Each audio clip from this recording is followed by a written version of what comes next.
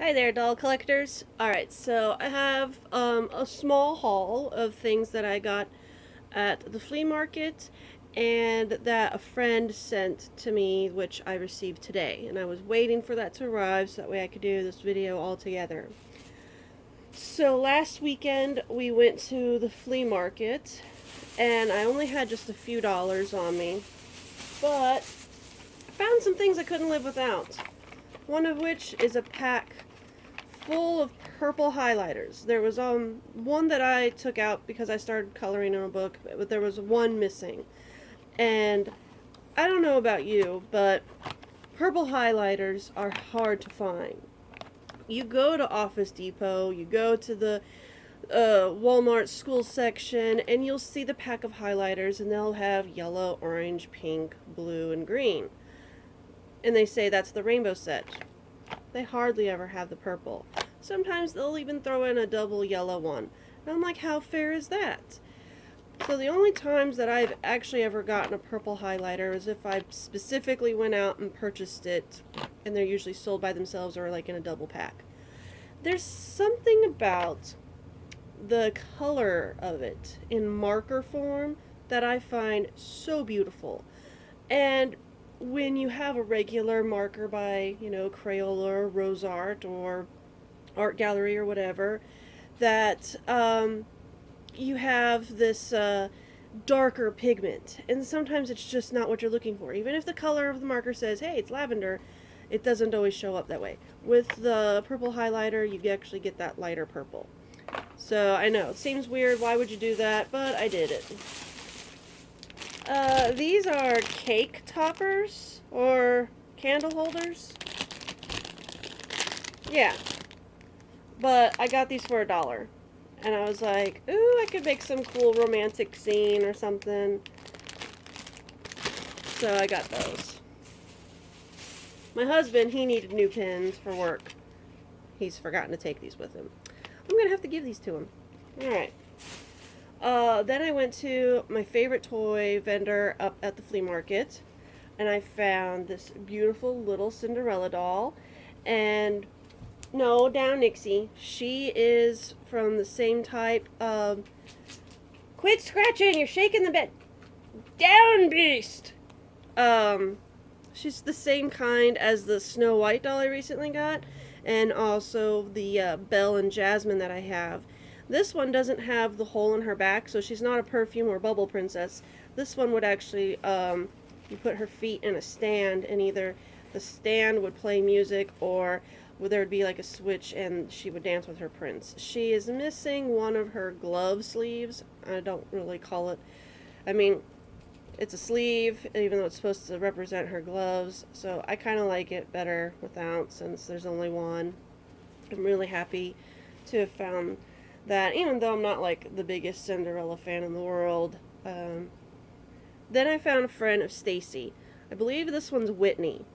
This one has brown hair rather than red. Her eyes are really light green. She's wearing the piglet outfit. I went ahead and Googled. I knew that this was like a slumber party thing because they like had like a backpack or something.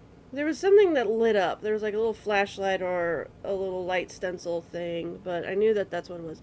She didn't have shoes, but that's okay. It's not the end of the world. At least she's got clothes, and I just had to have her because while finding Stacy's hard, finding her friends are even harder.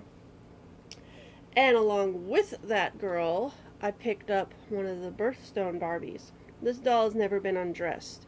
Her jacket is still pinned to her dress. There is still plastic holding down her necklace. She is missing her shoes. She is missing her dog. But she still has the bracelet. And she has her earrings. And she has her necklace. The curls up here in front are still thick and springy and hold. And there's a few back here that do, but then the rest of her hair has been pretty well squished. I did find her at the bottom of the box, so she could have been the first one put in. This is July, so this is Ruby. And I don't know if I'm going to just decide to name her Ruby, because I actually did name a fashionista doll of mine Ruby. It was the black chick with the red hair called Fab Fringe. I named her Ruby. So I may not, but either way, this was still just too good to pass up. Even though I don't really like model Muse dolls because they're really just stuck in that pose. She's pretty hot. And she's in too good condition. All I gotta do is just find some proper shoes for her. And then from a friend of mine on Instagram, I received the beautiful Rainbow Bright Fashionista number 90 with the darkest skin tone that we've had in a Playline Barbie for a long time. She comes with ginormous hoop earrings, which actually, okay, so they can be pulled, but I think there's a little bit that just sticks out that prevents it from getting removed from the ear completely. And then she's wearing everybody's favorite little dress here, and it's got that nice shimmery soft material that this felt exactly the way that I thought it would. It doesn't feel papery. And the back of it is a solid dark blue, but that's okay because her hair covers up the majority of it. And she's got her little white shoes. That's really cute. Keeping it nice and simple. Although I don't really like how open they are in the back. I feel like they could have just made it so the shoe closes a little bit better, because when you have shoes like that, it looks like your foot's too big and the shoe's falling apart. I wonder if these will fit. No, they have way too different size feet. Look at how skinny her foot is compared to the little Whitney over here. Damn, this child's foot is twice as wide. Okay. So she's got like made to move tiny feet. Yeah, super tiny. It'd be great if they had an articulated body of the same skin tone. It'd be great if they would just make these fashionistas have basic articulation with bendable elbows and knees. I mean, they don't have to flex their wrists and and ankles and such, but getting them to sit at a table would be nice. Especially when they don't sit all the way back. You see how she still leans back a bit? She can't even sit up straight. Fashionistas, sometimes you're so irritating, and yet you're so pretty. We love you. And she has beautiful dark blue eyeshadow.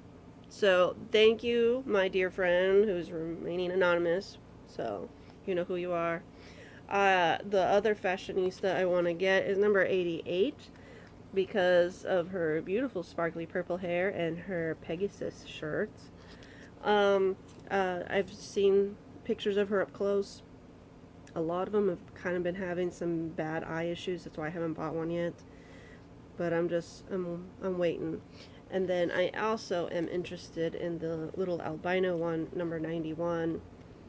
I forgot what that one's called. Although I think her shoes look so funny with that little poof ball on the heel, on the toe of it. But yeah, these are some interesting fashionistas that they've had out.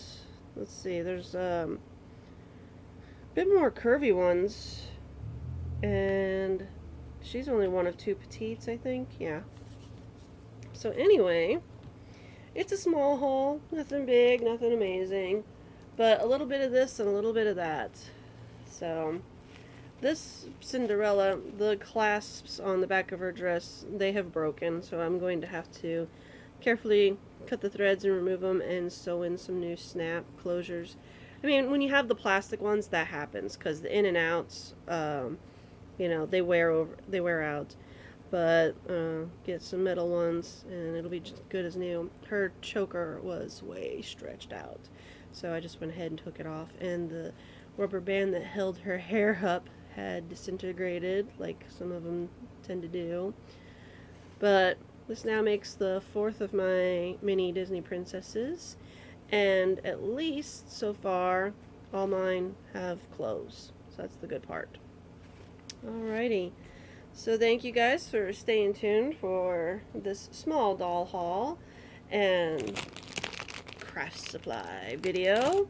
Stay tuned for more. Bye!